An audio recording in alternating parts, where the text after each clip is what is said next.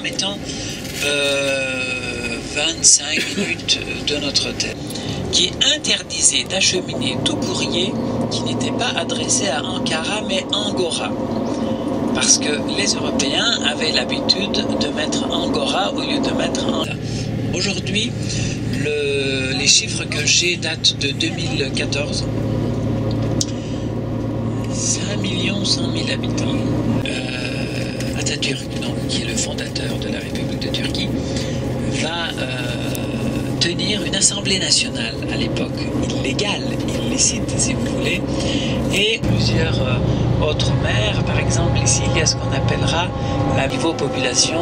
Regardez là, c'est en construction encore, hein. Donc on a détruit tout ce qui était vieux et on construit de belles choses. Alors ce que j'appelle vieux, c'est pas forcément des choses antiques, c'est pas ça. Au contraire, ce sont ces maisons qu'on avait construites en une nuit, qui n'avaient pas de sous-sol, ce qu'on appelle les favelas, vous voyez. Et alors là, vous avez un parc immense. Là, c'était une vraie poubelle, une vraie pourriture, entre guillemets. Et alors là, c'est devenu d'une beauté quand même assez... Nous sommes sur une place qui s'appelle Ulus. Donc, Ulus qui signifie la nation. La forteresse qui se trouve là-bas, donc vous apercevez la forteresse, je suis en train de montrer du bout de mon doigt, avec le drapeau qui flotte. C'est là que se trouve le musée des civilisations anatoliennes que nous verrons demain. Voilà, alors ici, juste au passage, à 3 heures exactement, ou à 15 heures, là, 3 heures, lorsque vous regardez, vous allez voir un bâtiment qui était l'Assemblée nationale de 1923.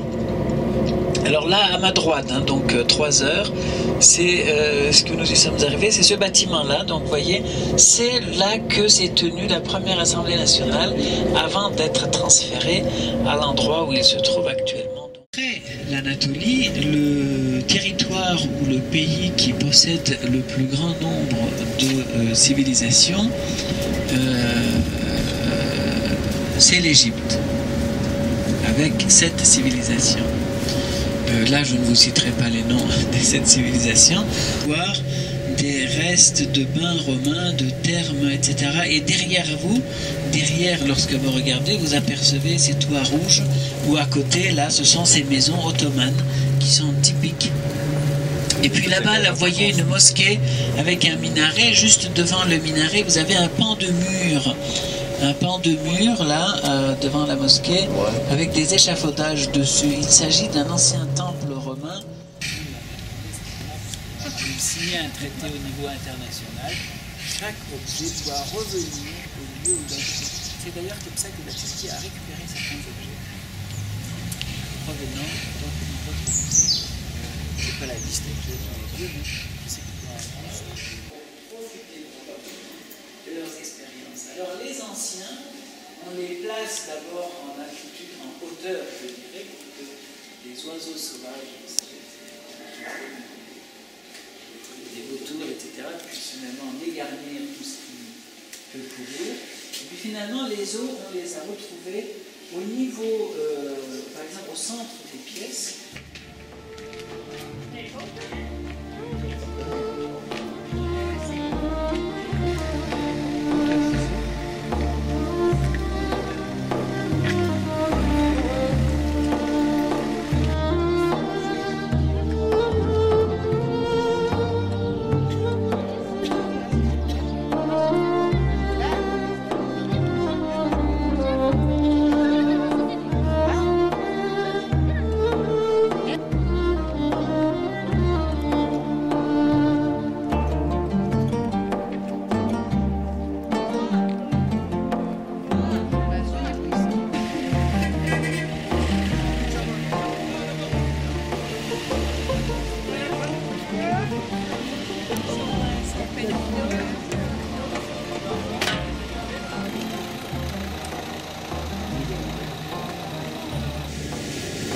Et là, il y a une guerre donc, qui commence en 1914.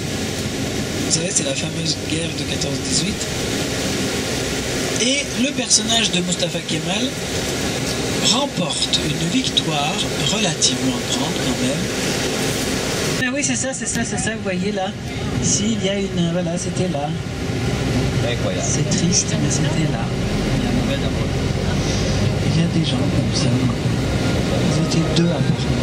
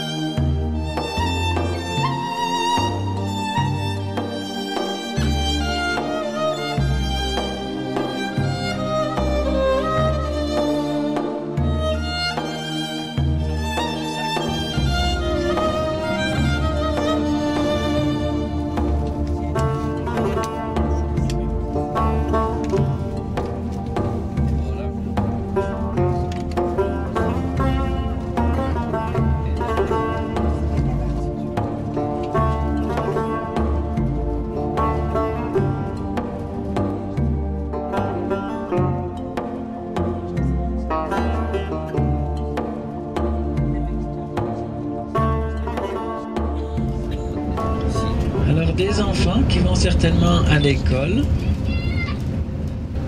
Nous n'allons pas nous arrêter, hein. Nous allons continuer, mais tout doucement, de manière à voir. Donc, c'est dans ce paysage que nous allons passer 3 jours pratiquement. Et qu'est-ce qui fait le petit chapeau? Alors là aussi, c'est quelque chose que je vous expliquerai lorsque nous serons en Cappadoce. En réalité, c'est le petit chapeau qui fait que le reste est protégé de la pluie. Une fois que le chapeau est tombé, le reste descend très très rapidement. Alors lorsqu'il y a un chapeau par-dessus, ça porte le nom de cheminée de fée.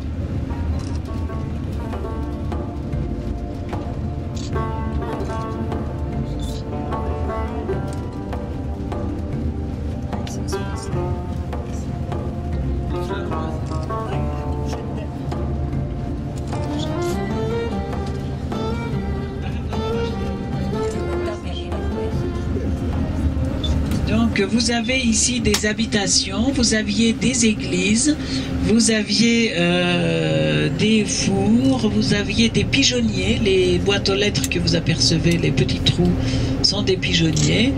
Et puis finalement, donc c'est dans un paysage comme ça que nous allons marcher, hein. Donc c'est pour ça qu'il n'est pas nécessaire de s'arrêter. Vous voyez, il y a une colonne quelque part. Et là, il reste des gens qui habitent ou... Là, ça c'est devenu un musée de plein air. Donc vous avez l'entrée ici. Plus personne n'habite vraiment dans cette partie. Mais certaines grottes, effectivement, sont encore habitées ou utilisées comme étables, greniers ou dépôts.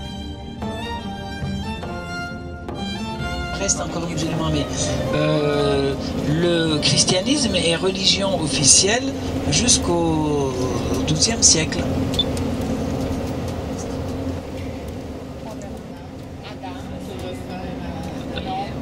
Ben, vous savez que les 3 religions révélées, les 3 grandes religions révélées ont une même racine. Vous savez que le christianisme est le précédent de l'islam et le christianisme a été précédé aussi par le judaïsme. Autrement dit, c'est la même religion qui a changé de nom.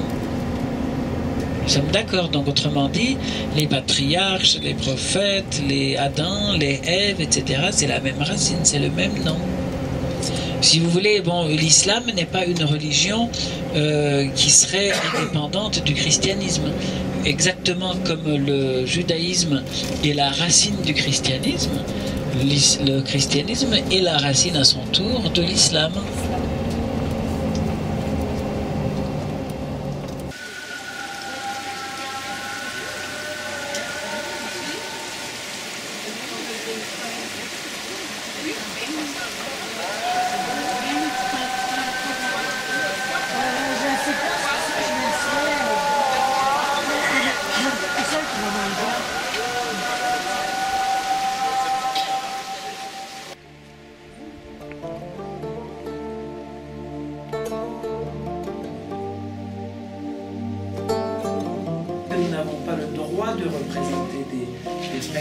une religion, nous ne devrions pas en faire, mais alors dans ce cas-là, nous allons priver la génération future de l'enseignement du christianisme. Alors, on va décider d'un commun accord de dessiner dans les églises des représentations de la vie du Christ pour donner l'enseignement à une population illettrée. Alors ici, cet enseignement est donné, par exemple, là, qui montre effectivement la visitation. La visitation, c'est lorsque Marie va rendre visite à sa cousine Élisabeth et lui dit « Je suis enceinte ». Au même moment, Élisabeth aussi est enceinte et elle mettra au monde Saint Jean-Baptiste qui va accueillir le Christ par le...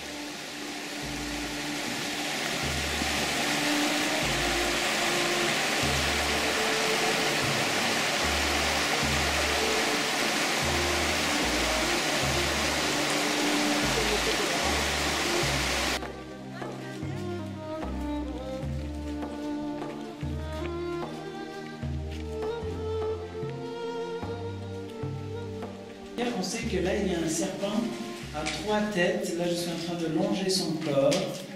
Et là, la queue. Il y a un serpent à 3 têtes qui avale, qui mange les mauvais. Ça, c'est pour les hommes. Pour les femmes, finalement, ça se passe différemment. Là-bas, vous avez 3 femmes. Une femme, 2 femmes et 3 femmes, voire même une 4e qui a disparu. La première se fait mordre aux oreilles. Elle a désobéi à son mari, certes. Ah ouais. Elle était allongée. Ah, je pensais que tu allais dormir. Elle est endormie, on va Miraculeusement, les apôtres viennent assister à son décès final. Dormition ou Assomption, à vous de choisir. Voilà, et que vous avez un ange